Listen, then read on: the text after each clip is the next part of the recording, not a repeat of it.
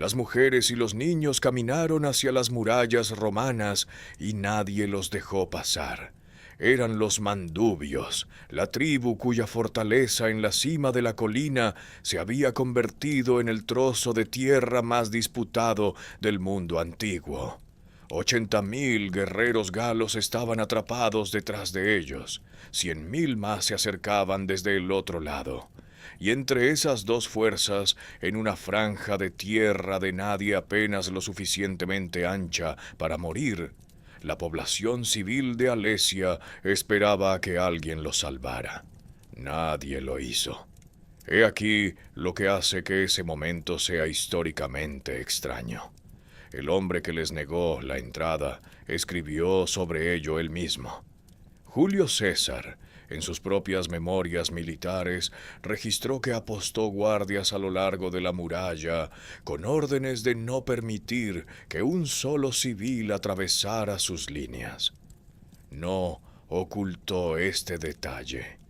No lo presentó como una necesidad lamentable.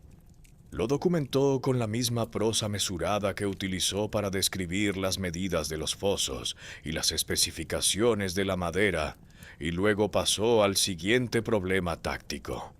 Esa cuestión no tiene una respuesta clara. César no era un hombre falto de autoconciencia. Era, posiblemente, el escritor más sofisticado del mundo romano. Sabía lo que estaba registrando. Descubrirán que los sistemas de trampa que César construyó en Alesia, anzuelos de hierro enterrados en la tierra, fosos de empalamiento ocultos, estacas afiladas entrelazadas, fueron confirmados físicamente por arqueólogos franceses 19 siglos después de que César los describiera, lo que significa que cada detalle de esta historia está más verificado que casi cualquier otro asedio en la historia antigua. Descubrirán que el hombre que comandaba a los galos contra él pudo haber servido en el propio ejército de César antes de que comenzara la guerra, y que César, que lo documentó casi todo, guarda silencio sobre este punto específicamente. Y descubrirán que el lenguaje que el Senado romano utilizó para honrar lo sucedido en Alesia nunca se había aplicado a ninguna victoria romana anterior, lo que dice algo sobre lo que los hombres que enviaron a César a la Galia entendieron que habían comprado realmente. Para entender cómo un hombre tan inteligente pudo escribir sobre una atrocidad civil en prosa de ingeniería, necesitamos remontarnos al año 59 a.C. y al cálculo que hizo que todo lo que siguió no solo fuera posible, sino inevitable. En el 59 a.C., Julio César era el hombre más endeudado de Roma. Esto no es una metáfora. Las deudas eran financieras, políticas y existenciales, y las tres estaban a punto de vencer a la vez. Tenía 40 años, había sido elegido cónsul recientemente y según la mayoría de las evaluaciones contemporáneas se le acababa el tiempo. La aritmética política de la difunta República Romana era implacable. Un hombre con la ambición de César necesitaba dinero para financiar campañas, campañas para ganar gloria, gloria para atraer aliados, y aliados para mantenerse con vida en un mundo donde los enemigos políticos destruían regularmente a sus rivales mediante juicios en el momento en que éstos perdían su inmunidad legal. La inmunidad de César era el consulado. El consulado estaba expirando. Sus deudas, las fuentes antiguas, sugieren cifras que equivaldrían a decenas de millones en términos modernos, estaban en manos estratégicamente de acreedores que entendían exactamente lo que significaba su vulnerabilidad. El proconsulado de la Galia no fue un puesto en el que César tropezara por casualidad. Fue la solución. La Galia representaba lo que los historiadores de Roma reconocían como el último gran reservorio de territorio no conquistado adyacente al imperio. Y territorio no conquistado significaba esclavos, tributos, botín y la moneda política que sólo el triunfo militar podía generar. El biógrafo de César, Plutarco, escribiendo aproximadamente un siglo y medio después de estos eventos, registra que César calculó que las campañas galas saldarían sus deudas, financiarían su maquinaria política y formarían un ejército de veteranos leales específicamente a él, en lugar de al Senado que los comisionó. Las guerras de las Galias duraron del 58 al 50 antes de Cristo. En 8 años las legiones de César se abrieron paso a través de lo que hoy es Francia, Bélgica, Suiza y partes de Alemania y Gran Bretaña. La campaña no fue una marcha triunfal continua.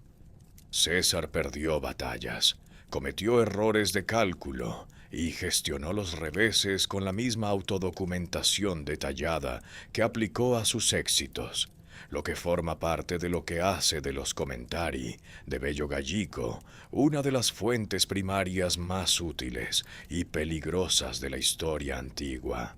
Útil porque es precisa. Peligrosa porque su autor tenía todas las razones para moldear el registro.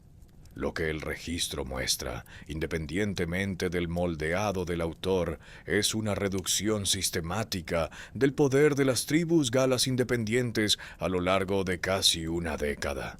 Los helvecios fueron rechazados en el Ródano. La confederación belga fue desarticulada. El caudillo germánico Ariovisto fue expulsado. Cada victoria alimentaba la siguiente, generando el tesoro, la experiencia y la reputación que César necesitaba para sobrevivir en el ecosistema político de Roma. Pero la Galia en sí no estaba doblegada. Todavía no. Las tribus habían observado 8 años de expansión romana con una claridad creciente sobre lo que significaba para ellas. Para el 52 a.C., una generación de guerreros galos había visto cómo los territorios de sus vecinos eran absorbidos, sus reyes humillados y sus jóvenes reclutados como auxiliares en el ejército que los absorbía. Lo que faltaba no era motivación. Lo que faltaba era un hombre capaz de convertir el agravio tribal en una resistencia coordinada. Ese hombre existía. Tenía aproximadamente 30 años. Era hijo de un jefe ejecutado por su propio pueblo por intentar hacerse con el poder permanente, y entendía a Roma mejor que casi cualquier galo vivo, posiblemente, según sugieren algunos historiadores, porque la había visto operar desde dentro. Su nombre era Vercingetorix, y en el invierno del 53 al 52 a.C. encendió un fuego en el centro de la Galia que César no había previsto y del que no podía simplemente alejarse. La guerra que César había venido a luchar estaba a punto de convertirse en una guerra por la supervivencia. El nombre en sí era un título. En la lengua gala, Vercingetorix se traduce aproximadamente como Rey de grandes guerreros, y a diferencia de la mayoría de los honoríficos, este se ganó en las peores circunstancias posibles, por un hombre cuya herencia política era una sentencia de muerte. Su padre, Celtilo de los Arvernos, había sido ejecutado por su propia tribu en algún momento de los años 70 a.C. El cargo fue intentar hacerse con la realeza sobre todos los galos, una ambición que los consejos tribales consideraban intolerable. La ejecución envió un mensaje específico. En la cultura política gala, el poder concentrado era el enemigo del sistema confederado. El hijo del hombre asesinado por querer ese poder estaba, desde su nacimiento, en una posición sospechosa y única a la vez. Vercingetorix creció sabiendo exactamente lo que costaba el exceso de ambición y exactamente lo que podía lograr. El propio texto de César lo describe en términos de admiración, que son notables precisamente porque César no solía admirar a sus enemigos. Los commentari llaman a Vercingetorix un hombre de una energía excepcional, que mantenía a sus seguidores bajo una disciplina estricta mediante una combinación de autoridad personal y una ejecución despiadada.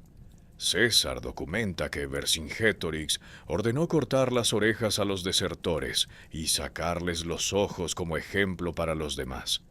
Este no es el retrato de un nacionalista romántico. Es el retrato de un profesional militar que entendía que los ejércitos tribales, históricamente propensos a la toma de decisiones emocionales y al compromiso prematuro, necesitaban ser operados como maquinaria.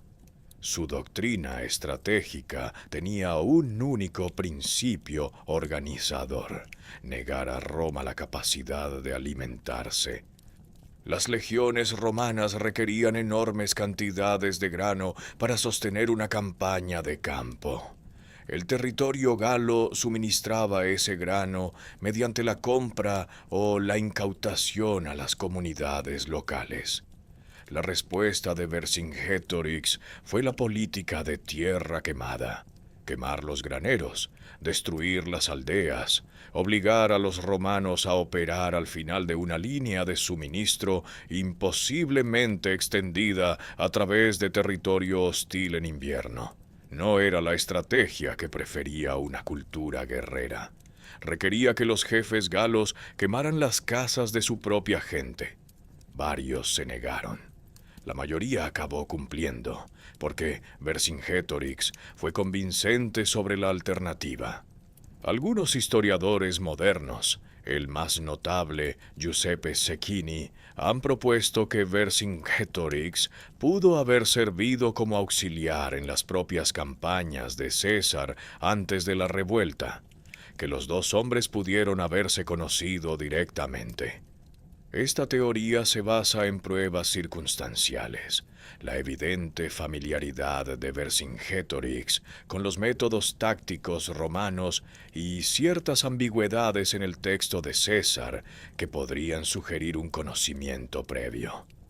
Las pruebas no son concluyentes y la mayoría de los estudiosos lo tratan como una posibilidad interpretativa más que como un hecho establecido. Pero de ser cierto, añade una capa al silencio en las memorias de César que es casi imposible de explicar. César lo documentó todo, excepto, al parecer, esto. La revuelta del 52 a.C. comenzó en el territorio de los Carnutos, en lo que hoy es el valle del Loira, con una masacre coordinada de ciudadanos romanos en la ciudad de Cenabum. Vercingetorix no había autorizado el momento. Fue prematuro, pero se movió para capitalizarlo inmediatamente, levantando a su ejército antes de que César pudiera reaccionar. En pocas semanas empezaron a llegar delegaciones tribales de toda la Galia, prometiendo guerreros a la Confederación. Lo que estaban prometiendo no era una campaña militar convencional. Vercingetorix fue explícito al respecto. Los galos no podían derrotar a Roma en una batalla a campo abierto. Los romanos tenían infantería profesional, una ingeniería superior y 8 años de experiencia de campaña en terreno galo. Lo que tenían los galos era número, motivación, líneas interiores a través de su propio territorio y la capacidad, si podían mantener la disciplina de la coalición, de hacer que el coste de la presencia continua de Roma en la Galia fuera mayor de lo que el Senado estaba dispuesto a pagar. La estrategia casi funcionó, y entonces ocurrió lo de Avarico. La legión romana del 52 a.C. no era un ejército en el sentido en que la mayoría de la gente moderna entiende la palabra. Era un sistema. 10 cohortes de aproximadamente 480 hombres cada una, organizadas en 3 líneas de infantería, entrenadas para luchar en secuencia coordinada. La primera línea atacaba, la segunda línea reforzaba o rotaba, la tercera línea era la reserva que decidía las batallas.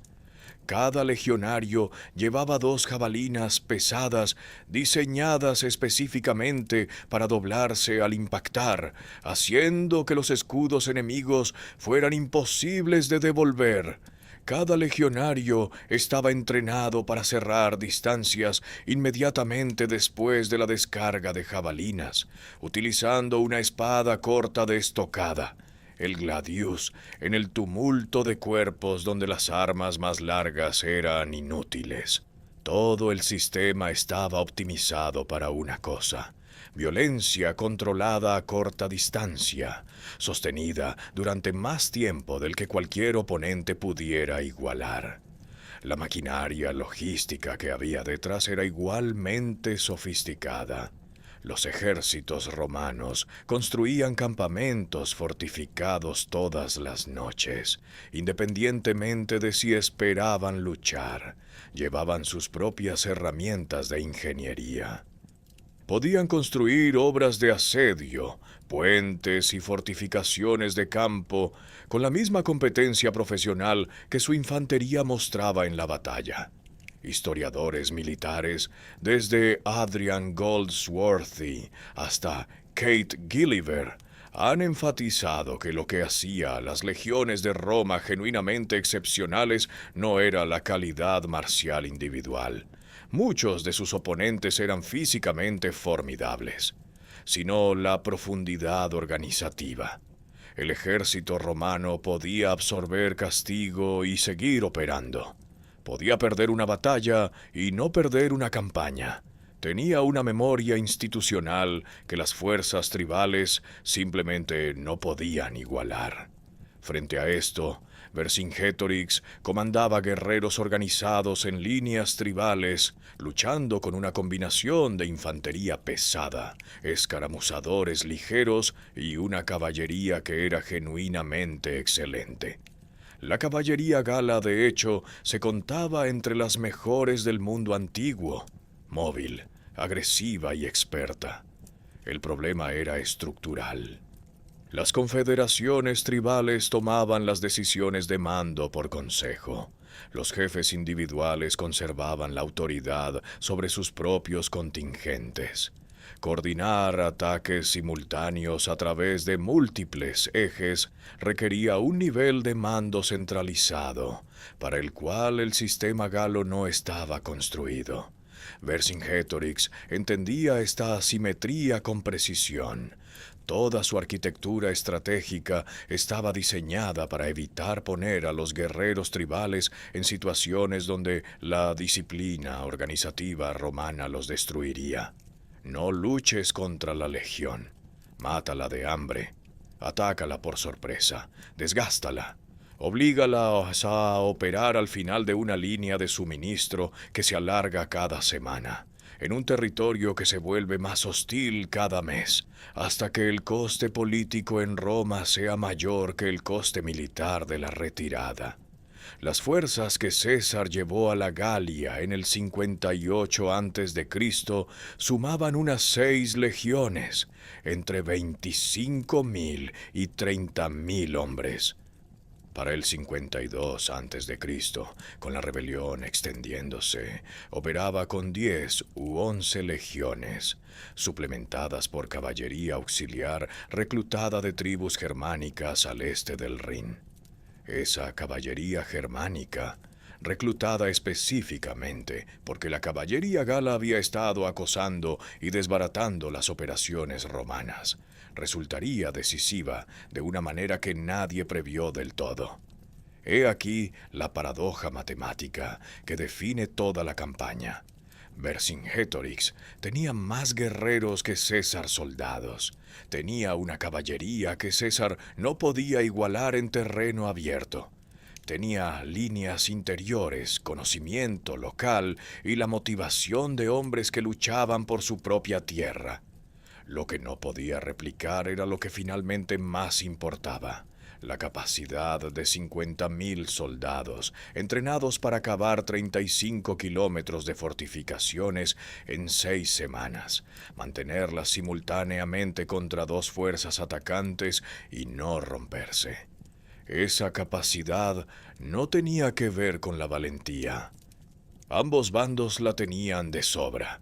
Se trataba de algo más difícil: la confianza institucional en un sistema incluso cuando el sistema parecía estar fallando. Esa confianza estaba a punto de ser puesta a prueba tan severamente como cualquier otra cosa en la historia militar romana. Avarico es donde la guerra se volvió personal, de una manera de la que ninguno de los dos bandos se recuperó del todo. En la primavera del 52 a.C., la campaña de tierra quemada de Vercingétorix ya había destruido más de 20 ciudades y asentamientos galos, quemados por manos galas y bajo órdenes galas, para negar el suministro a los romanos. La tribu de los Bituriges aceptó esta lógica para todas las ciudades de su territorio, excepto para una. Avarico, la moderna Bourges, en el centro de Francia, era, según la descripción de César, una de las ciudades más bellas de toda la Galia. Los Bituriges argumentaron ante el Consejo de Guerra de Vercingétorix que podía ser defendida. Vercingétorix argumentó que no. Fue desautorizado. Las legiones de César sitiaron Avarico en condiciones de finales de invierno. Lluvia gélida, barro, constante acoso galo a las obras de asedio romanas. El esfuerzo de ingeniería requerido para construir la rampa de asalto contra las defensas de la ciudad llevó aproximadamente 25 días y produjo lo que César describió con genuina admiración como uno de los proyectos de construcción más difíciles que su ejército jamás había intentado. Cuando finalmente se abrieron brechas en las murallas, las legiones romanas las atravesaron con una furia forjada tras semanas de desgaste y privaciones.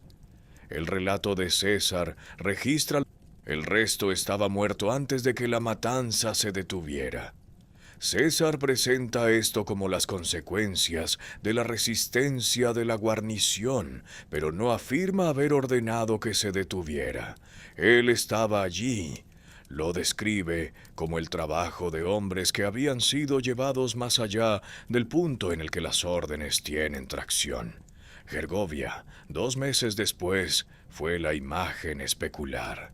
César intentó tomar la fortaleza de los arvernos, la capital tribal de Vercingétorix, y por una vez, la maquinaria táctica romana falló.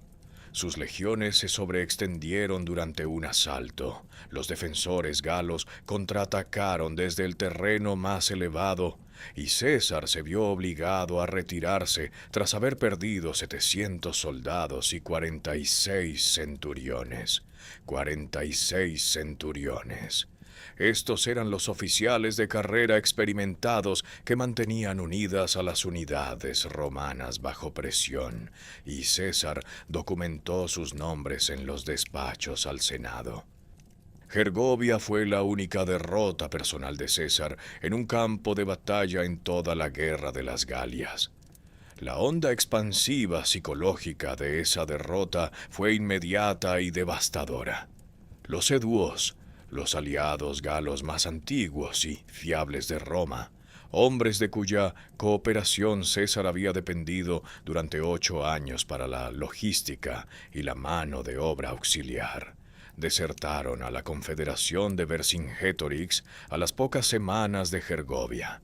Sus líderes tribales Viridomaro y Eporedorix, que habían comandado la caballería auxiliar bajo órdenes romanas durante años, cabalgaban ahora para unirse al ejército que intentaba destruir a su antiguo empleador. César había perdido no solo una batalla, había perdido la relación institucional que hacía sostenible su campaña. Vercingetorix leyó el momento correctamente. Con la situación de suministros de César deteriorándose y la moral romana visiblemente sacudida, este era el momento de forzar un enfrentamiento decisivo en términos favorables. Su plan era una emboscada de caballería, atacar la columna de César durante la marcha, desbaratar las legiones con el acoso de la caballería, impedir que los romanos se desplegaran en formación. Si funcionaba, la campaña podría terminar en el campo de batalla sin el combate de posiciones fijas que los ejércitos galos tenían dificultades para ganar. No funcionó. La caballería auxiliar germánica de César, desplegada específicamente para esta contingencia, expulsó a la caballería gala del campo en un enfrentamiento en carrera que revirtió la posición estratégica en una tarde. Vercingetorix retiró su infantería a la posición defendible más cercana. La posición resultó ser una meseta con una ciudad encima, rodeada por 3 lados por ríos y barrancos, con un único acceso fortificable desde el norte. La meseta se llamaba Alesia. El cálculo que Vercingetorix hizo allí definiría los siguientes 40 días y los siguientes 2000 años. El monte Ausoa se eleva aproximadamente 430 metros sobre el nivel del mar desde la llanura de Lelom en lo que hoy es Borgoña, Francia. Desde la cima de la meseta, un defensor puede ver los accesos desde todas las direcciones. Los ríos Sequana y Oserain flanquean la base por 2 lados.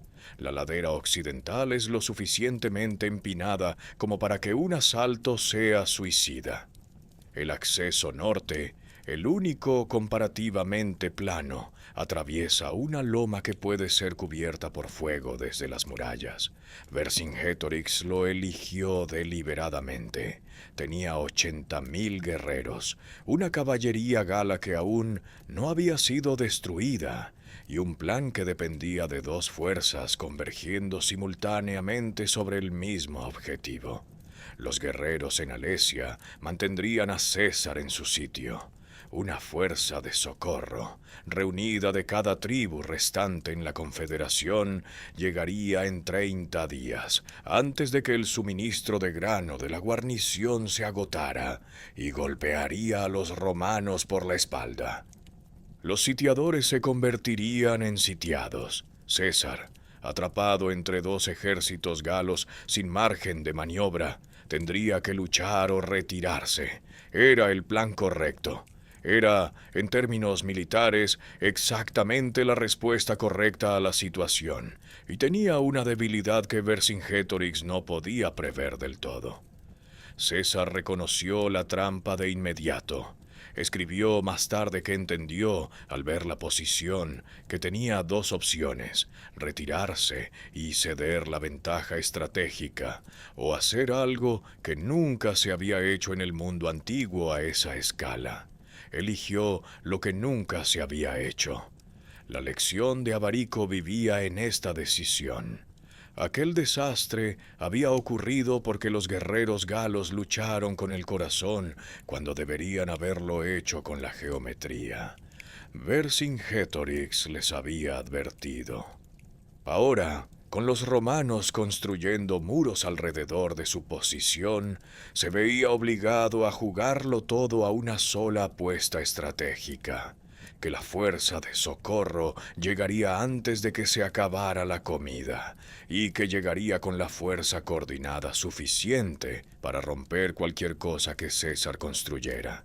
Envió a la caballería antes de que las murallas romanas estuvieran completas.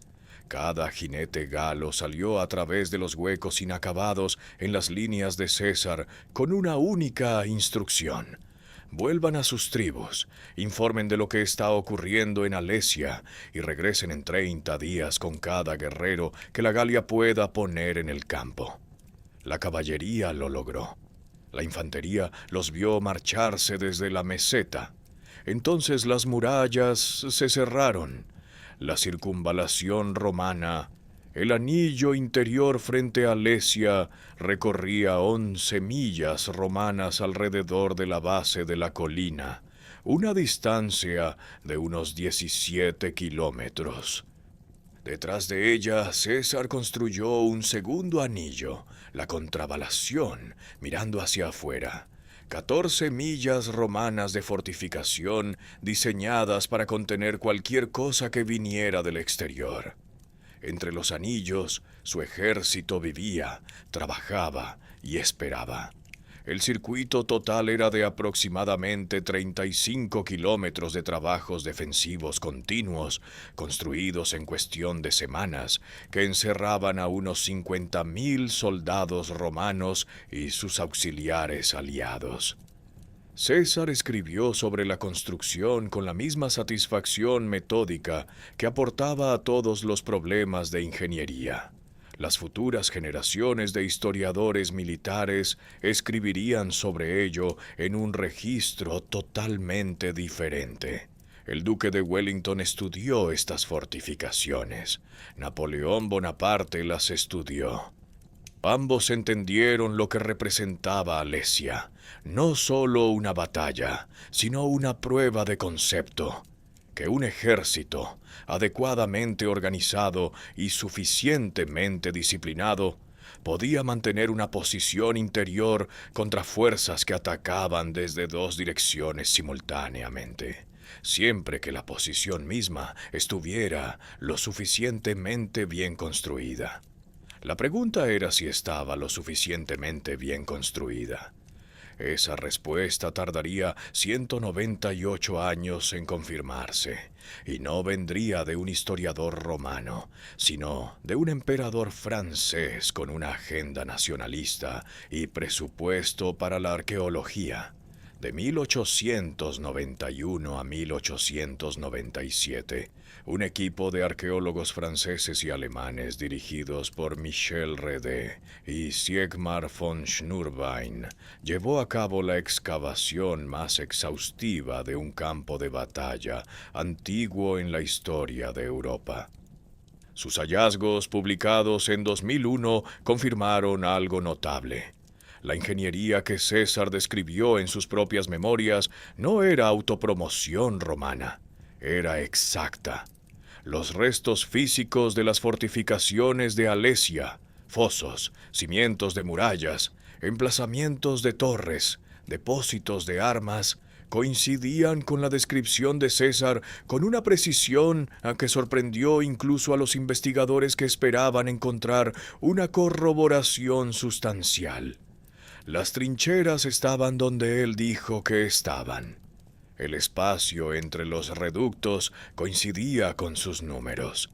Los sistemas de trampa, dispositivos que César documentó en un lenguaje técnico clínico, dejaron rastros físicos en la tierra 19 siglos después de que los hombres que los enterraron hubieran muerto. Permitan que los detalles establezcan la escala. La circunvalación frente a Alesia comenzaba con agua. El cauce del río más cercano fue desviado hacia el más interno de 3 fosos paralelos, creando un foso de aproximadamente 1,5 metros de profundidad. Detrás del foso de agua se excavaron en secuencia 2 trincheras secas adicionales, cada una de unos 4,5 metros de ancho. La tierra de estas excavaciones levantó un terraplén de 12 pies romanos de altura, coronado por una empalizada y salpicado de torres situadas cada 40 pasos romanos, aproximadamente cada 30 metros, a lo largo de todo el circuito de 11 millas. Los centinelas de esas torres podían ver cada acceso, cada hueco, cada movimiento en la llanura de abajo. Los sistemas de trampa comenzaban 50 pasos romanos por delante del foso exterior. Los primeros eran los cipi, troncos de árboles despojados de ramas, afilados e entrelazados en 5 filas, con sus extremos puntiagudos proyectándose hacia afuera, anclados en el suelo para que no pudieran ser movidos ni cortados. Detrás de los cipi venían los lilia, fosos ocultos, cada uno de unos 3 pies romanos de profundidad, dispuestos en patrones de quincuncio, como el 5 de un dado, con estacas afiladas colocadas en el fondo. Los atacantes galos que rompieran la línea de obstáculos exterior caerían en ellos en la oscuridad. Los lilia estaban cubiertos con ramas y maleza para ocultarlos hasta que el peso de un hombre colapsara la cubierta. La excavación de Redé encontró su rastro físico en el suelo, no las estacas en sí, podridas hacía mucho tiempo, sino los patrones de los fosos, inconfundibles en la sección transversal. La capa más profunda del sistema de trampas eran los stimuli, anzuelos de hierro sujetos a troncos enterrados, colocados para atrapar los pies de los hombres que se movían a gran velocidad por terreno quebrado por la noche. El equipo de RD recuperó estímuli de hierro reales del lugar. Están en museos franceses hoy en día. El anillo exterior, la contravalación, reflejaba la construcción interior, pero miraba en la dirección opuesta. 4 campamentos de caballería se integraron en su circuito a intervalos estratégicos, proporcionando puntos de despliegue rápido para los jinetes germánicos, que serían la reserva móvil crítica. Todo el sistema requirió, según estimaciones de ingeniería conservadoras, millones de horas de trabajo individuales y la tala de secciones enteras de bosque. César escribió que llevó unas 6 semanas. Los ingenieros militares modernos que han estudiado los cálculos consideran que ese plazo es agresivo pero plausible para una fuerza de trabajo de 50.000 hombres operando las 24 horas del día en turnos. He aquí lo que las excavaciones de Redé también confirmaron. Los depósitos de monedas recuperados en el sitio de Alesia representaban a múltiples tribus galas, eduos, arvernos, sequani y otros.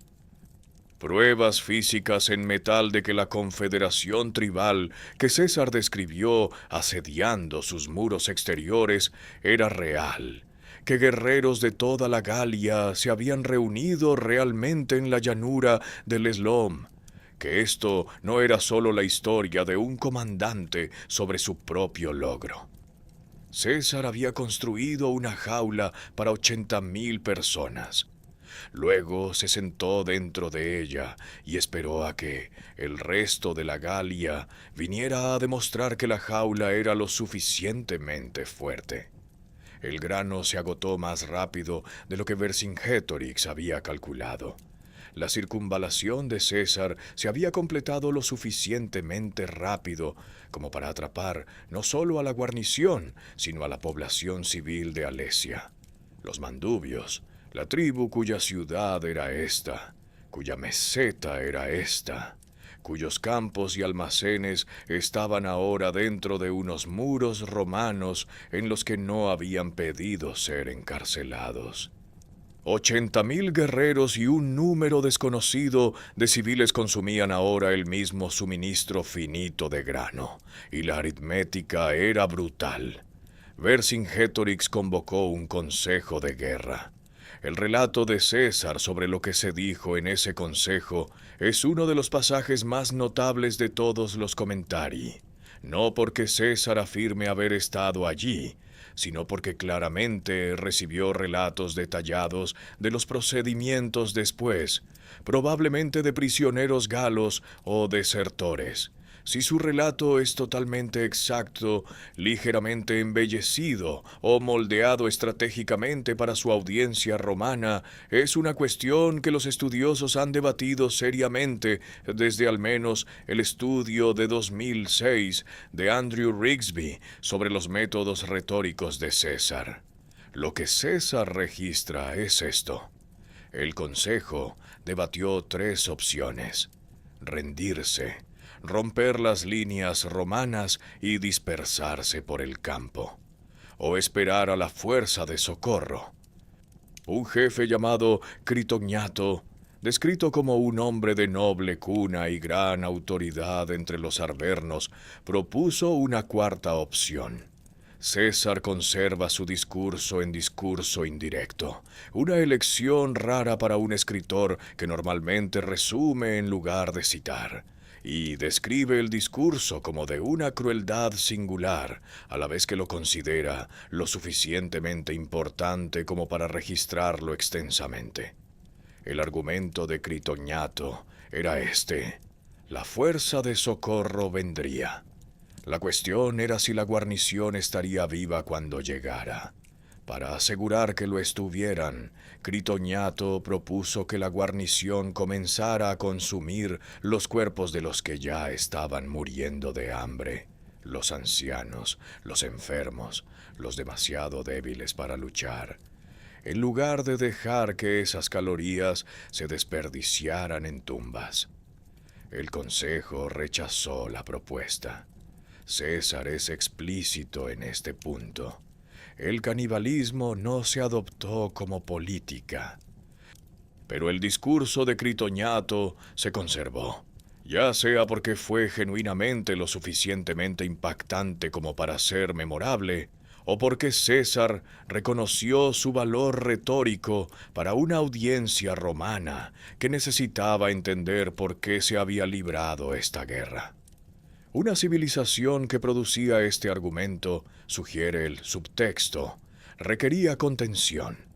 Rigsby y otros estudiosos modernos han señalado la conveniencia propagandística de la transcripción de César. Un jefe proponiendo el canibalismo dentro de una fortaleza gala sitiada le dice al Senado romano todo lo que necesita creer sobre la barbarie gala y la necesidad romana. Si Critognato presentó el argumento que César le atribuye, o si César amplificó lo que fue una sugerencia más tentativa, o si el discurso es sustancialmente una creación de César puesta en boca de un galo, nada de esto puede resolverse a partir de las fuentes disponibles. Lo que se puede decir es que César eligió preservarlo y Roma eligió leerlo, y la elección no fue políticamente inocente. Lo que el Consejo sí decidió, la decisión que realmente implementaron, fue la que perseguiría la memoria de Alesia por más tiempo que cualquier batalla posterior. Expulsaron a los civiles, los mandubios, la población civil de la ciudad, cuya meseta se había convertido en una fortaleza, recibieron la orden de salir de Alesia. El razonamiento era militar y fríamente lógico. Cada boca que la guarnición no alimentara extendía el suministro de grano para los que podían luchar. Los niños, las mujeres, los ancianos, ninguno de ellos podía sostener una lanza contra la circunvalación romana. Cada día que comían era un día menos que tenía la guarnición antes de que el hambre obligara a la rendición. Vercingetorix, o el Consejo, o ambos, las fuentes no especifican quién dio la orden final. Expulsaron a la población civil de los mandubios por las puertas y los enviaron hacia las murallas romanas. Lo que sucedió después está documentado con las propias palabras de César, no parafraseado, no reconstruido por historiadores posteriores. César escribió en primera persona en su propia memoria militar destinada a la circulación pública en Roma. Tenía guardias apostados a lo largo de la muralla, con órdenes de no permitir que ninguno de ellos entrara en las líneas romanas. Los mandubios quedaron atrapados en el espacio entre los muros. Permanecieron allí durante toda la duración del asedio. Suplicaron, según el relato de César, ser recibidos como esclavos y no como personas libres. Al menos la esclavitud significaba comida. César se negó. Vercingetorix se negó a readmitirlos en Alesia, porque readmitirlos significaba aceptar el coste de grano que había impulsado la expulsión en primer lugar. Los civiles eran, en el sentido más literal, desechos estratégicos, seres humanos reducidos a un problema logístico que ambos comandantes habían optado por dejar sin resolver en la misma estrecha franja de terreno. El número exacto de civiles mandubios atrapados entre los muros no consta en los registros. César no proporciona una cifra, no describe lo que les sucedió en detalle, solo que estaban allí, que se negó a admitirlos y que el asedio continuó. El silencio después de este pasaje es su propia forma de documentación. Los historiadores militares han señalado que la decisión de César tenía una lógica táctica. Admitir a miles de civiles habría tensado el suministro romano, creado una potencial vulnerabilidad de inteligencia y, quizás lo más importante, negado a la guarnición la presión psicológica de ver morir a su propia gente fuera de los muros. La negativa de César no fue impulsiva. Fue calculada. Lo documentó sin aparente vergüenza porque, en el marco ético de la guerra romana, era defendible. Lo que hace extraordinario a este pasaje es precisamente lo que lo hace inquietante. Es lo más honesto de los comentari. César tenía todas las razones para omitir o minimizar este episodio. El público romano no se entusiasmaba uniformemente con el sufrimiento civil, incluso en guerras contra enemigos categorizados como bárbaros. Él lo mantuvo, lo describió en el mismo registro, mesurado, preciso, informativo, que utilizó para las especificaciones de ingeniería.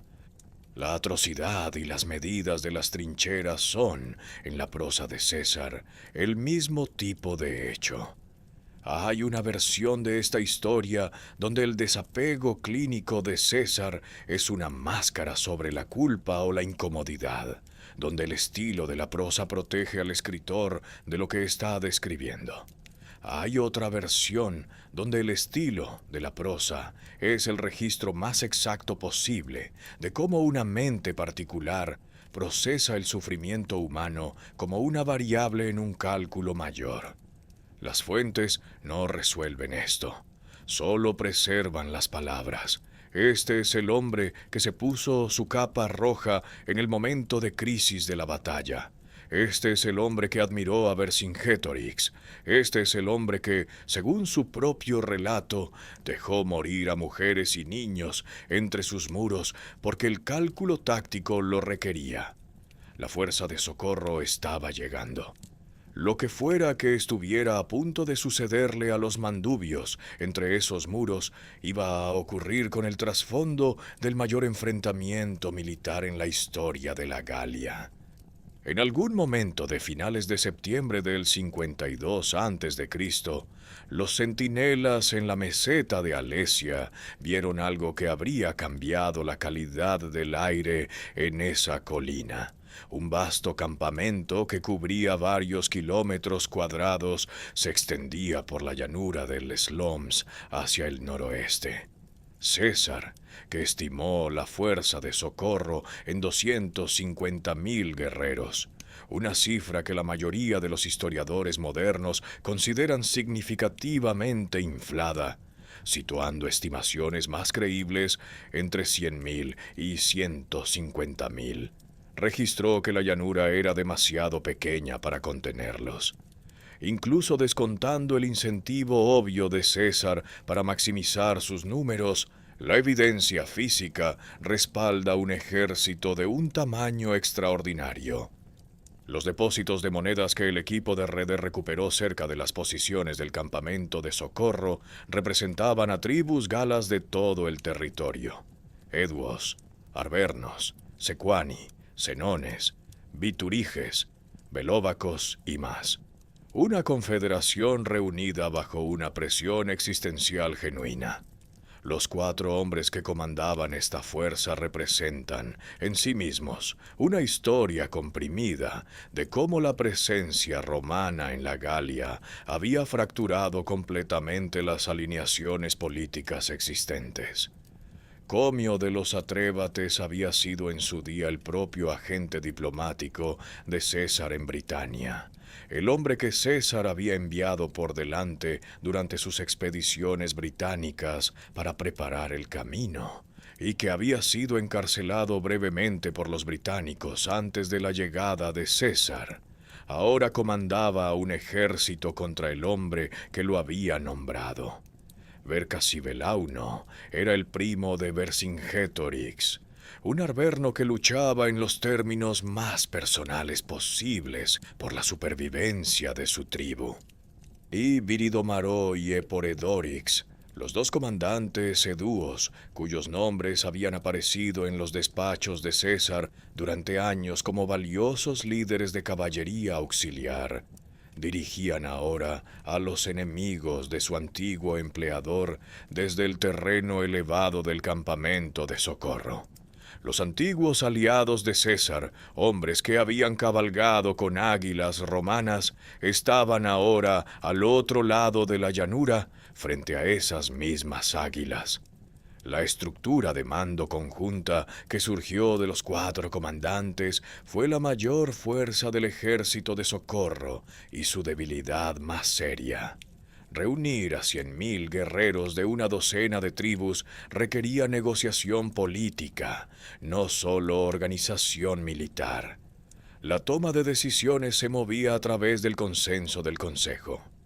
La coordinación táctica a través de múltiples ejes de ataques simultáneos, el tipo de acción coordinada que realmente podría abrir brechas en la contravalación de César en varios lugares a la vez, requería exactamente la autoridad centralizada que el sistema de confederación tribal era estructuralmente resistente a producir. Desde la meseta de Alesia, la guarnición podía ver el campamento de Socorro. César registra que esto produjo un aumento de la moral entre los sitiados. Podían oír o al menos ver pruebas de actividad en el anillo exterior romano. Sabían que el momento se acercaba. La caballería que había salido a través de los muros inacabados semanas antes había hecho su trabajo. El primer choque se produjo en la llanura abierta. Una batalla de caballería entre los auxiliares germánicos romanos y la caballería gala.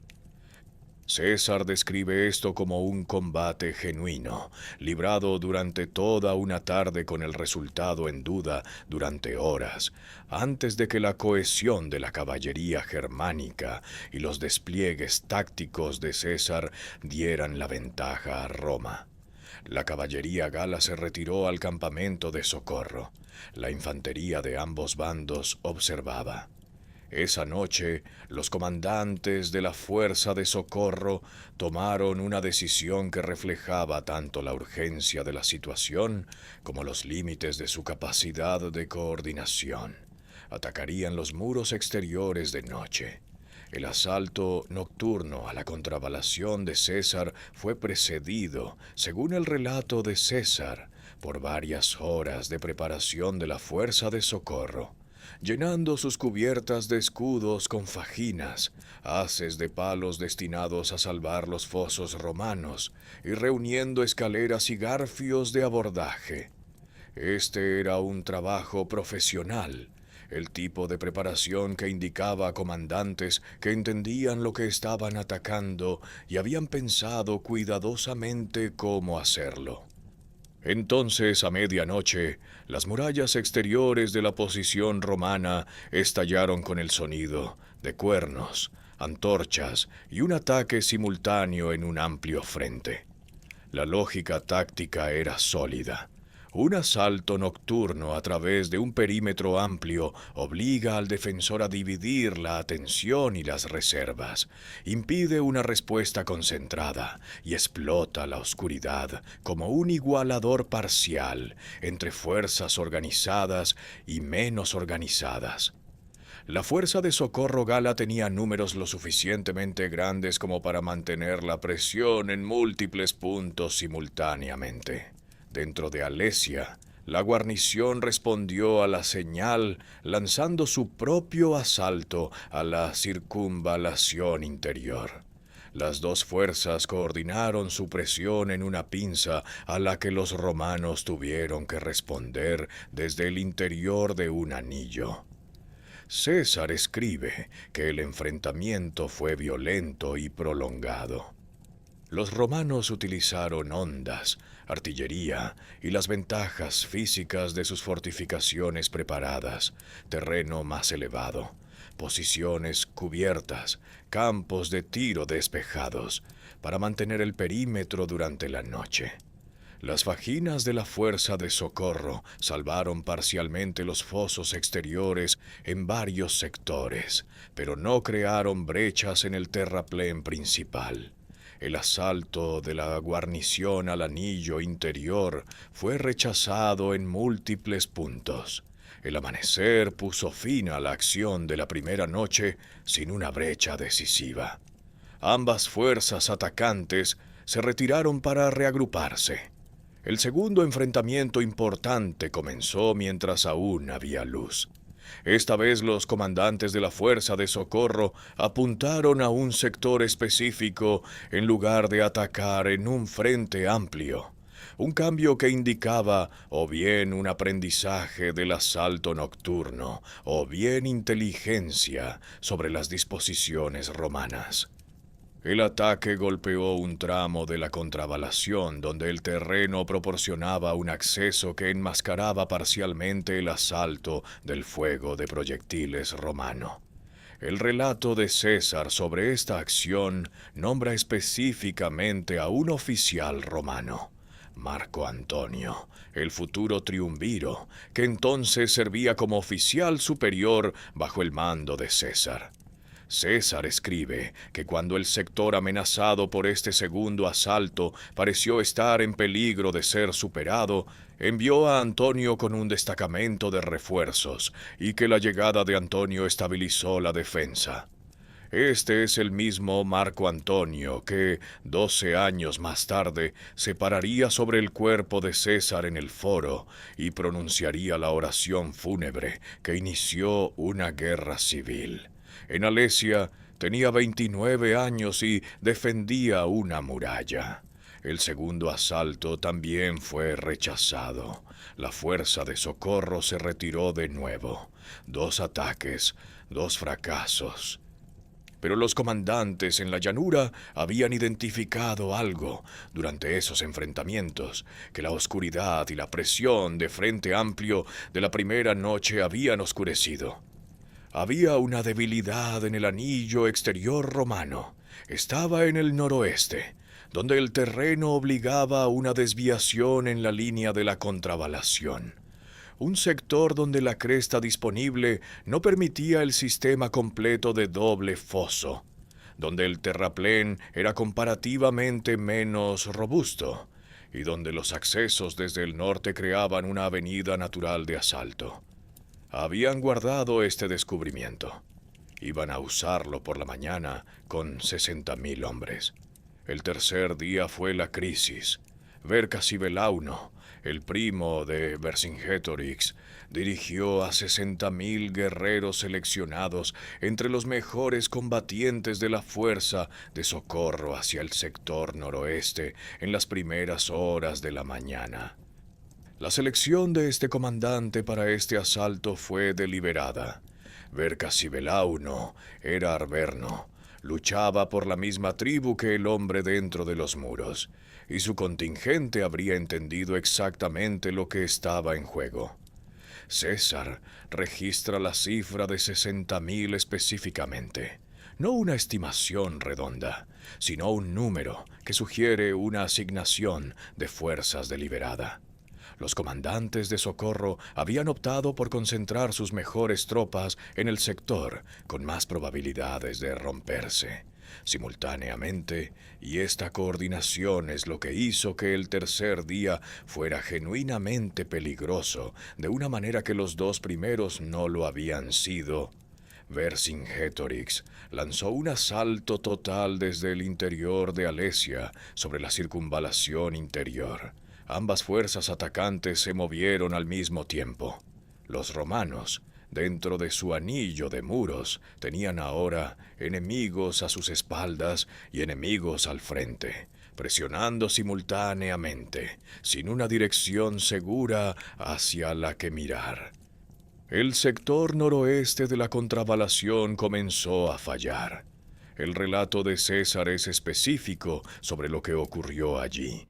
Los defensores romanos eran insuficientes para mantener toda la longitud del terraplén bajo un ataque concentrado. Los guerreros de Bercas y Belauno llegaron a la cima del terraplén exterior en algunos lugares. Los fosos fueron superados. La empalizada se vio comprometida en múltiples puntos. Se había logrado una brecha o era inminente. Dentro del anillo, César recibía informes de múltiples sectores simultáneamente. El muro interior resistía, a duras penas, contra el asalto de Vercingetorix. Otros sectores del muro exterior estaban bajo presión, pero no habían cedido. El noroeste era el lugar donde todo se estaba desmoronando. Envió a Labieno, su comandante superior de mayor confianza, el hombre que había gestionado gran parte de las difíciles operaciones del norte de la campaña gala, al noroeste con 6 cohortes, unos 3.000 hombres, e instrucciones de resistir o, si resistir era imposible, de salir y atacar. César escribió que le dijo a Labieno que entendía que esto podría requerir que Labieno juzgara el momento él mismo. Esta fue una delegación inusual de un comandante que normalmente mantenía el control táctico de cerca. Indica cuán ampliamente se había dispersado la crisis. Entonces César hizo algo que no había hecho en los 2 días anteriores de lucha. Se puso su paludamentum escarlata, la capa del general, teñida del rojo específico que distinguía al comandante supremo de cualquier otro oficial en el campo, y comenzó a moverse él mismo por las fortificaciones. En la cultura militar romana, la capa escarlata era una señal. Significaba que el general al mando estaba personalmente presente en tu sector.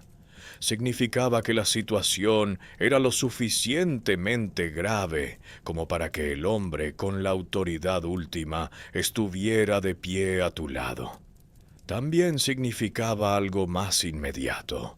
Cuando los soldados bajo presión pueden ver que su comandante no se ha retirado, no ha enviado un mensaje, no ha delegado la crisis en otro.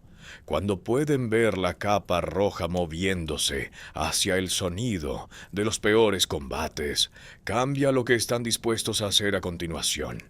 El mensaje de Labieno llegó a César casi simultáneamente con los informes del noroeste. El sector estaba fallando. Necesitaba o bien refuerzos o bien permiso para salir al ataque. César tenía 4 cohortes en reserva, aproximadamente 2.000 hombres. Contra todo el peso del asalto del tercer día, esta era una cifra que hacía incierto cualquier cálculo racional.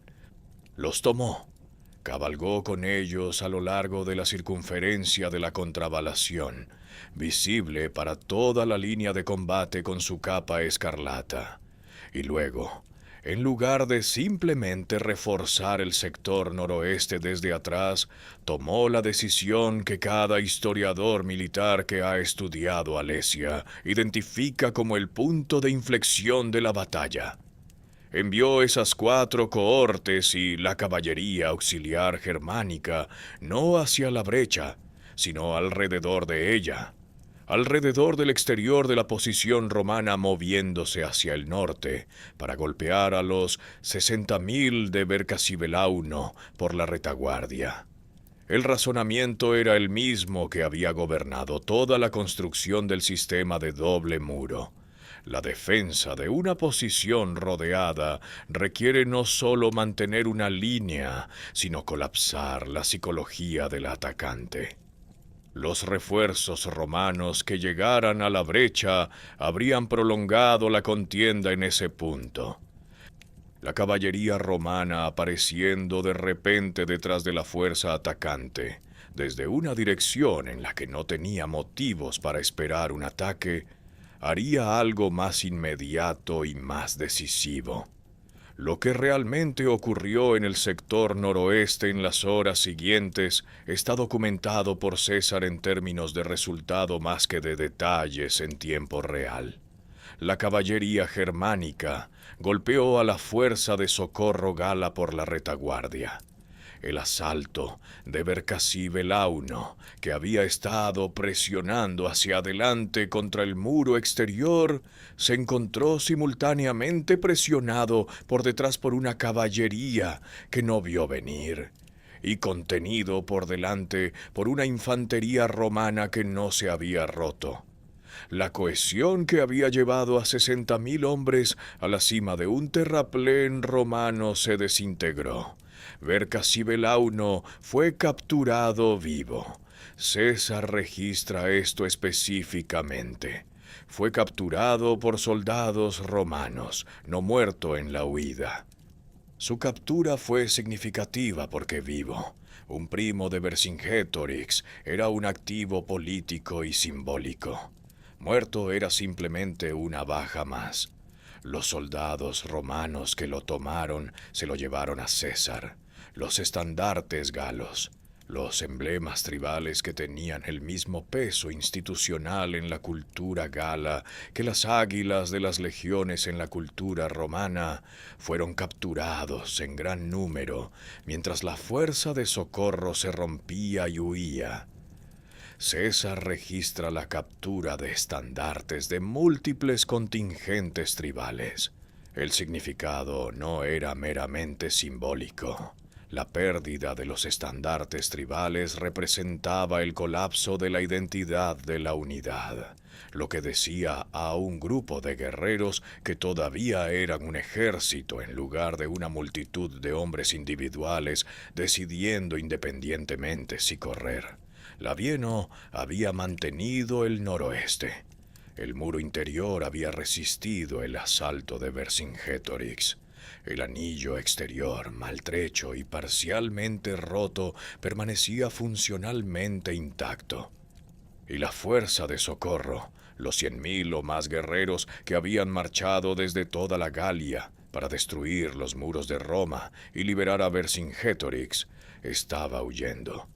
La batalla de Alesia había terminado. La guerra por la Galia, a todos los efectos prácticos, había terminado con ella. En la meseta sobre la llanura del Eslom, 80.000 guerreros dejaron sus armas y esperaron lo que viniera después. La imagen más famosa de la rendición en Alesia fue pintada en 1899 por el artista francés Henri Paul Royer, y casi nada en ella es históricamente exacto.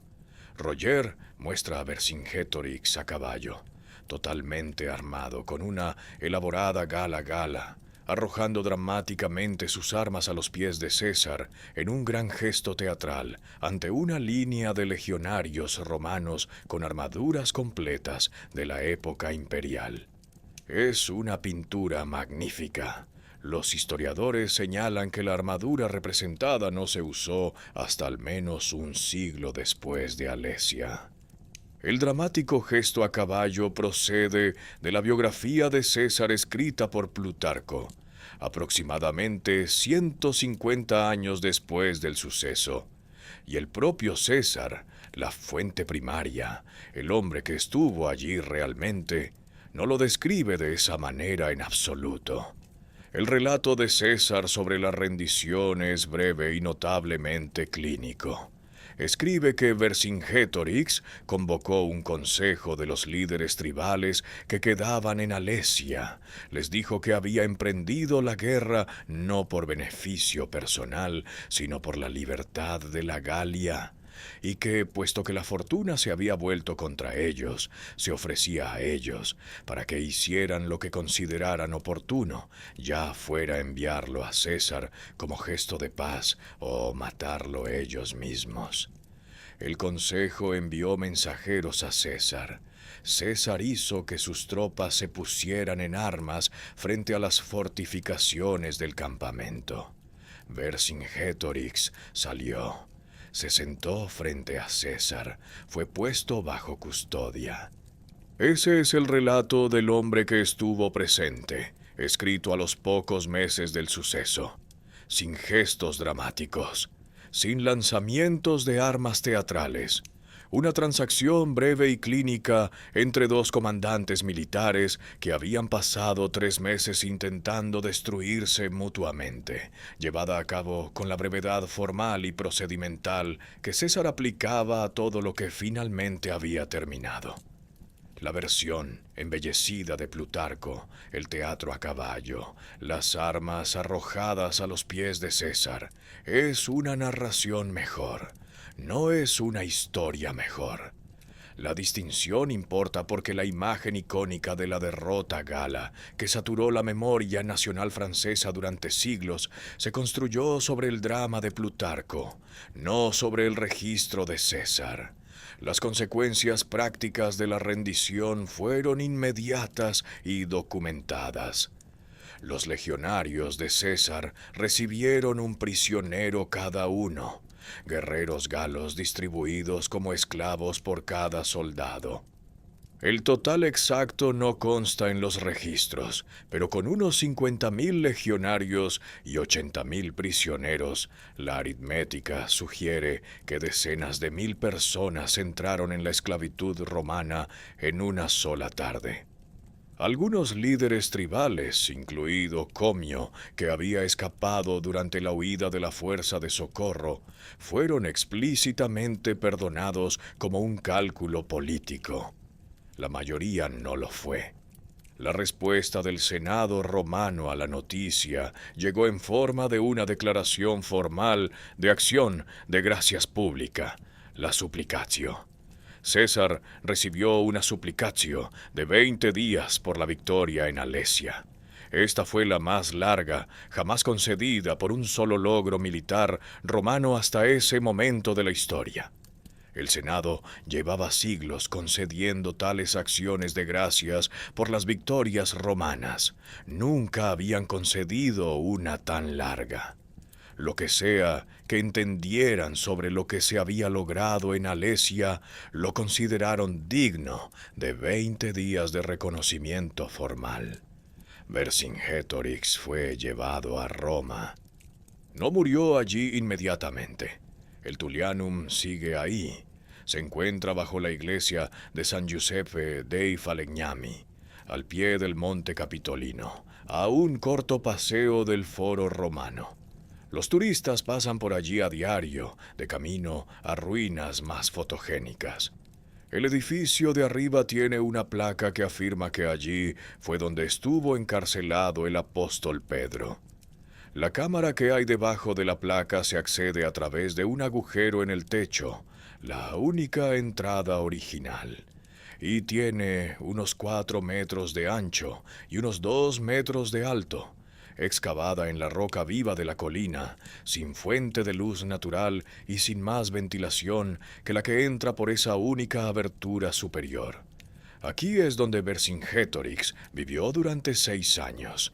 Llegó como el prisionero político más importante de Roma en algún momento del 52 a.C. tras su rendición en Alesia. Habría tenido aproximadamente 30 años, en la plenitud de la condición física de un hombre que acababa de comandar una campaña militar durante meses. El Tullianum, derivado según algunas fuentes antiguas de la palabra latina para un manantial que fluye, porque una fuente de agua natural formó parte de la cámara en su día, había sido la principal instalación de detención de alta seguridad de Roma desde al menos el siglo V a.C. Su ocupante anterior más famoso había sido el rey Númida Jugurta, estrangulado allí en el 104 a.C. El retraso de 6 años entre la captura de Vercingétorix y su ejecución se debió a que la historia se movía hacia otro lado. En el 49 a.C., 3 años después de Alesia, César cruzó el río Rubicón con su ejército y comenzó la guerra civil contra Pompeyo y el Senado. La situación militar y política que siguió lo consumió todo. Farsalia, donde César rompió el ejército de Pompeyo. Egipto, donde Pompeyo fue asesinado antes de que César llegara. Alejandría, donde César conoció a Cleopatra. Sela, donde destruyó a Farnaces en una campaña tan rápida que la describió al Senado en 3 palabras: Veni, Vidi, Vici. La guerra en África contra los aliados supervivientes de Pompeyo, la campaña española. César se convirtió en dictador. El mundo romano se reorganizó en torno a una sola figura.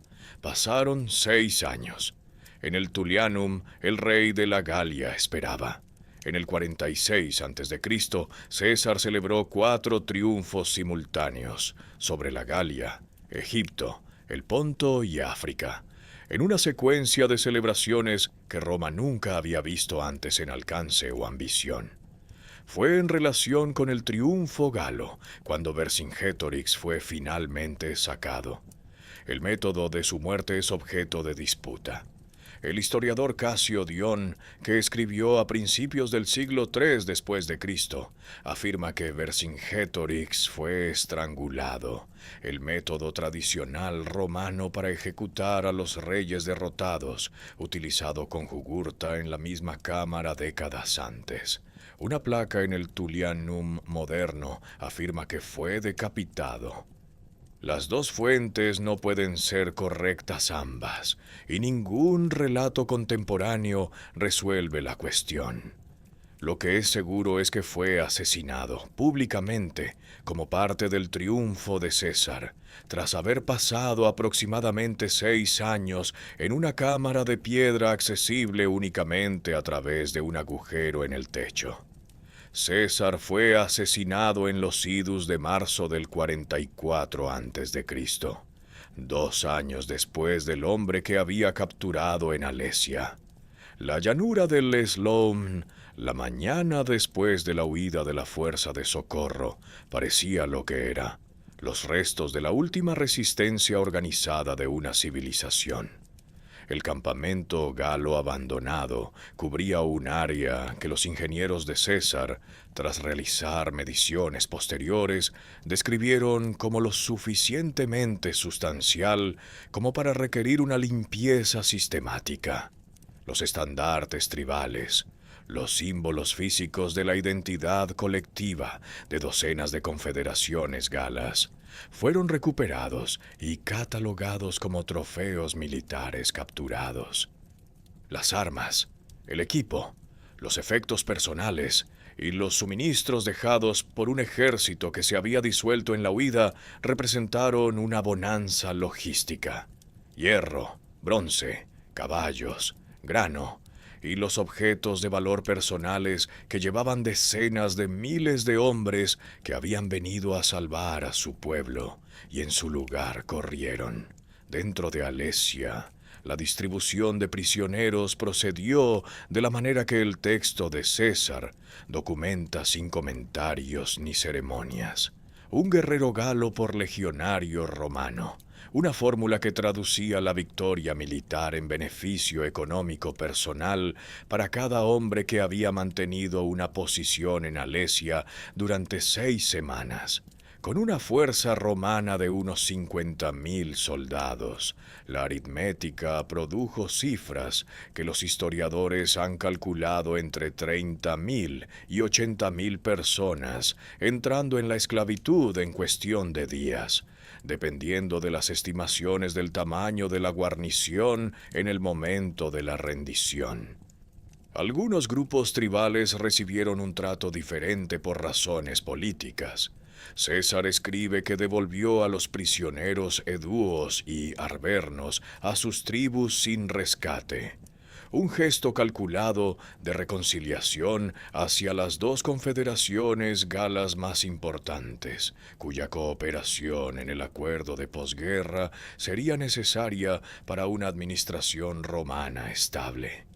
Castigar a cada prisionero eduo tras la deserción de Viridomaro y Eporedorix habría cerrado cualquier posibilidad de que los eduos sirvieran de intermediarios de Roma en una Galia pacificada. La política de pacificación requería una forma de misericordia que la economía de la victoria no requería.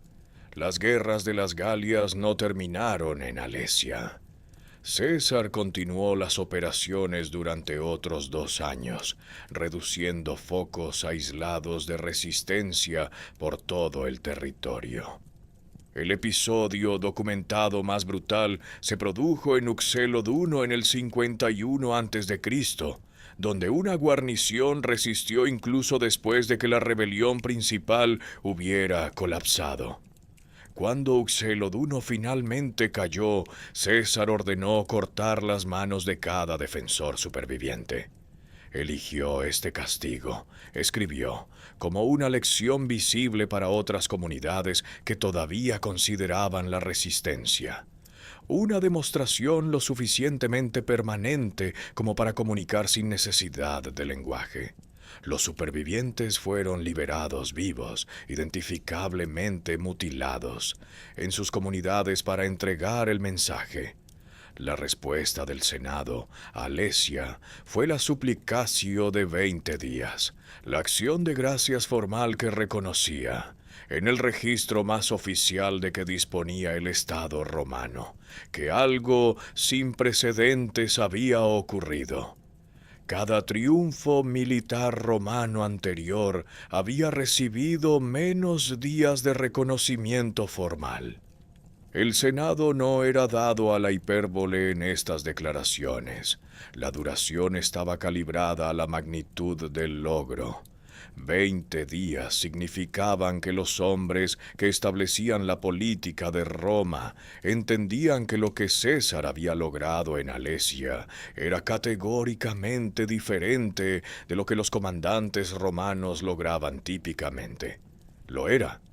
También había costado algo que ninguna suplicatio abordó Plutarco, escribiendo aproximadamente 150 años después de los hechos, hizo una afirmación tan grande que los historiadores la han debatido desde entonces. En las guerras de las Galias, 1.000.000 de galos murieron y 1.000.000 más fueron esclavizados, de una población gala total de aproximadamente 3 millones. La erudición moderna ha revisado sustancialmente las estimaciones de población al alza.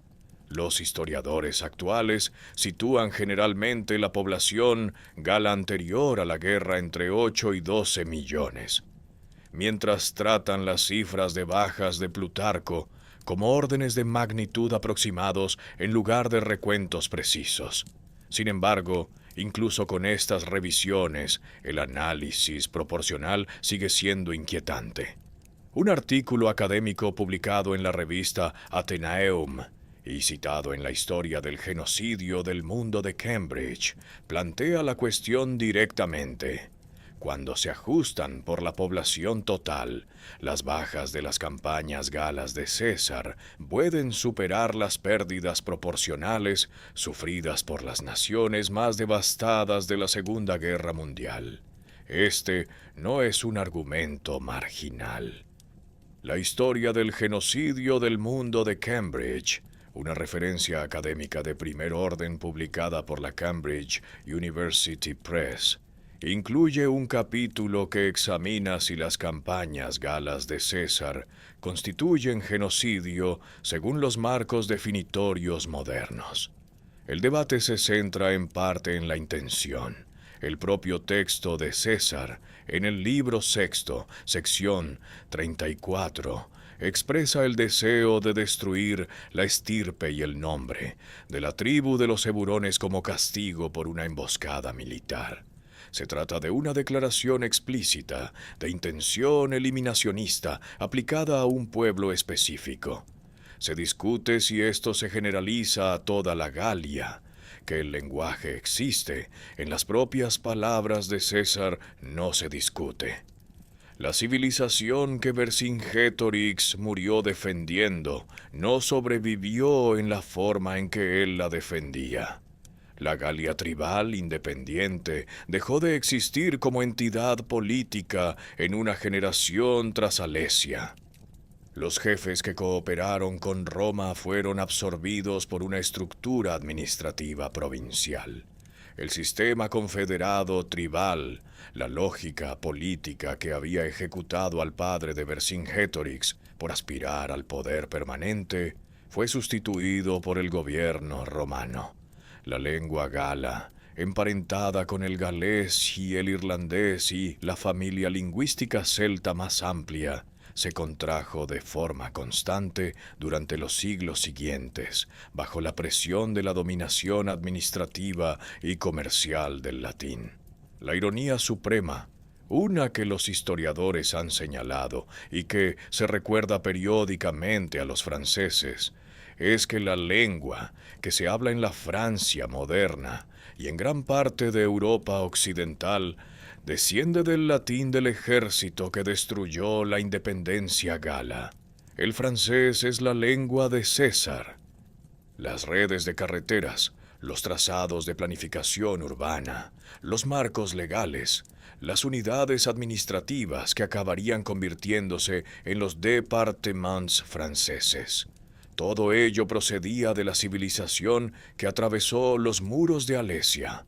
La cultura que Vercingetorix intentaba salvar no sobrevivió, pero no fue sustituida por nada.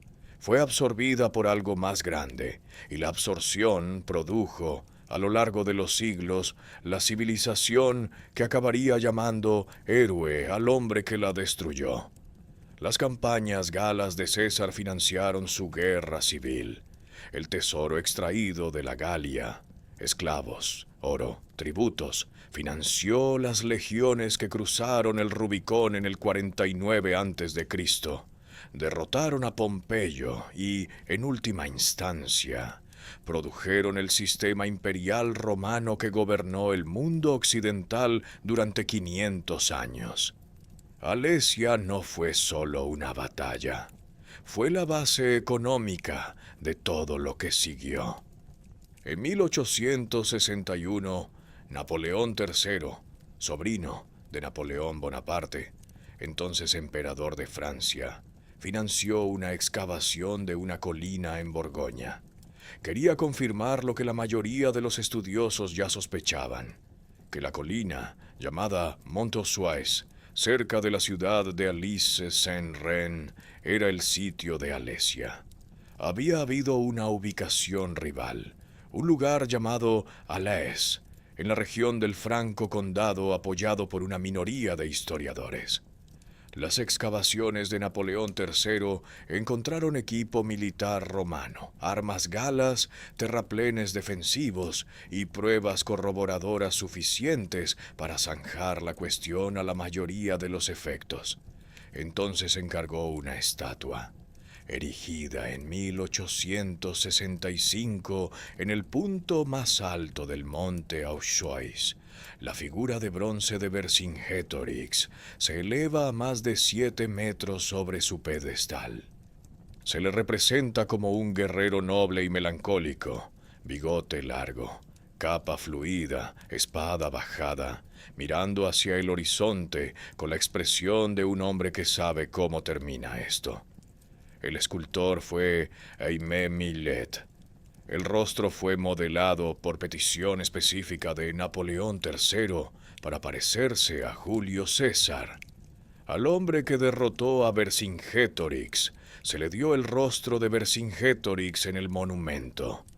Los historiadores han estado analizando el simbolismo de esta decisión desde entonces. La Francia de Napoleón III era una nación que encontraba útiles a ambos hombres simultáneamente. César, como modelo de autoridad centralizada fuerte, el tipo de autoridad que Napoleón III intentaba construir, y Vercingétorix, como símbolo de la identidad nacional francesa, el héroe ancestral a través del cual el pueblo francés moderno podía reclamar un pasado protonacional prerromano. El problema era que estas dos necesidades simbólicas estaban en conflicto directo. Francia no podía ser a la vez heredera de César y de Vercingétorix. La solución, al parecer, fue dar a un hombre el rostro del otro y dejar que la ambigüedad hiciera su trabajo. La serie de cómics Asterix, lanzada en 1859 por René Goscinny y Albert Uderzo, se basa enteramente en el potencial cómico de esta ambigüedad. Una aldea gala, el último reducto invicto contra la dominación romana, poblada por guerreros que ganan cada pelea gracias a una poción mágica y al tipo de tosudez colectiva alegre que hace que la maquinaria administrativa de Roma parezca absurda. La serie ha vendido 380 millones de ejemplares en más de 100 idiomas. Su premisa central, que los galos tenían razón y que los romanos eran en última instancia ridículos, representa la relación de Francia con esta parte particular de su historia mejor que cualquier argumento académico. La importancia militar de Alesia nunca ha necesitado un mito nacional para sostenerse. Wellington estudió el sistema de doble muro. Napoleón Bonaparte lo estudió. Todos los planes de estudio de las principales academias militares que abordan la guerra de asedio antigua incluyen Alesia como un estudio de caso primordial sobre el uso de líneas interiores, la coordinación de acciones defensivas y ofensivas simultáneas y la gestión psicológica de un ejército bajo presión sostenida desde dos direcciones. Los métodos de ingeniería que empleó César, el uso sistemático de obstáculos en profundidad, la integración de reservas de caballería con fortificaciones fijas, influyeron en la teoría del asedio durante siglos después de los romanos.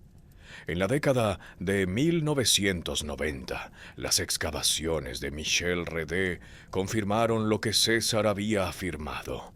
Los muros estaban donde él dijo que estaban. Las trampas eran tal como él las describió. Los depósitos de monedas situaron a los guerreros de toda la Galia, exactamente donde César dijo que acampó la fuerza de socorro. Las pruebas físicas y el registro literario se alinearon de formas que, inusual, notablemente, hicieron que el relato de César fuera más fiable que cualquier memoria militar antigua comparable. Se puede visitar el monte Ushuaia hoy en día. El Museo Park Alesia, inaugurado en 2012, reconstruye secciones de las fortificaciones romanas a escala real y contiene los hallazgos arqueológicos de las excavaciones de Redé. El sitio en sí sigue siendo la Borgoña rural. Colinas onduladas, campos agrícolas, la misma llanura de Les Loms, donde la batalla de caballería decidió la acción del primer día. La colina es anodina hasta que uno sabe lo que es, y entonces es imposible mirarla con normalidad. Las mujeres y los niños de la tribu de los mandubios caminaron hacia los muros romanos y nadie los dejó pasar. Empezamos allí. Deberíamos terminar allí. He aquí el cuadro completo. Un ejército de 50.000 hombres construyó 35 kilómetros de fortificaciones dobles en aproximadamente 6 semanas. Mantuvo esos muros simultáneamente contra 100.000 atacantes del exterior y 80.000 del interior, y ganó. La ingeniería ha sido confirmada arqueológicamente. La batalla ha sido corroborada desde múltiples ángulos. El resultado fue lo suficientemente decisivo como para poner fin funcionalmente a la resistencia gala organizada. He aquí también el cuadro completo. El hombre que construyó esos muros documentó, con sus propias palabras, que dejó morir a civiles en el espacio entre ellos. Preservó un discurso que proponía el canibalismo que sus enemigos políticos nunca tuvieron la oportunidad de investigar.